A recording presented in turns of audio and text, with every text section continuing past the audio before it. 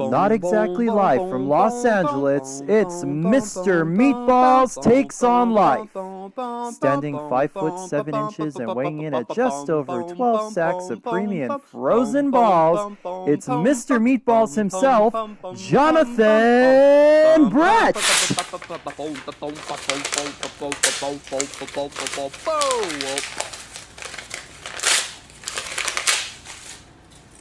Hey there, YouTubers! Welcome to Mr. Meatballs Takes on Life. How'd you like the charity episode? I was so busy helping out Billy the emo kid that I ended up catching the flu. God, was he jealous. So you may be thinking to yourself, hey Mr. Meatballs, how come you didn't tear up a name this week? The answer is simple.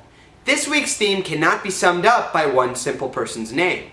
No, it focuses on all of you people. This week's theme is talking about stuff that Mr. Meatballs in life can't really stand. So what does it mean to have your gears grinded? Usually the term is slang for being annoyed. It was most recently featured on the wildly popular animated show Family Guy. On this episode, Peter Griffin worked for the Quahog News channel, and he had this segment where he would talk about things that really bother him. The segment was called What Really Grinds My Gears. I'll post a link for one of those clips down in the description bar. Speaking of rants, most people on YouTube do them, and a lot of other people around the world do.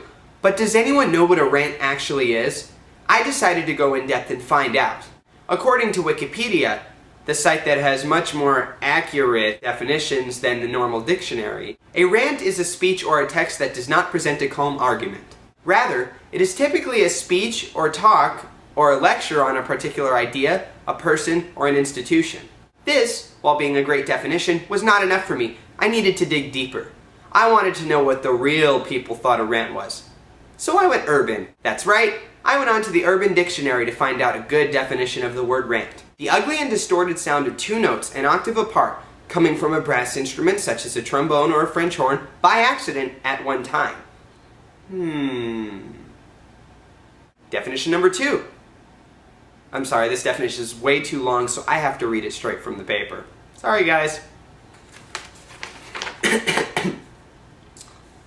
When a player on different teams or the same team in Call of Duty Modern Warfare 2 undergo a savage onslaught by the opposing team to the point where the domination of the entire team or player is taking place, or it is being executed to the opposing team in the same manner. Right. Well, since I don't play Call of Duty Modern Warfare 2, this definition just didn't register with me. Maybe with you guys who play it, it actually will. The final definition that I found on UrbanDictionary.com that I thought was very interesting and actually had to do with the term rant: when someone is pissed about something and they rabble on about it. Yes, people, I did say rabble. Sorry, that's what's on the website.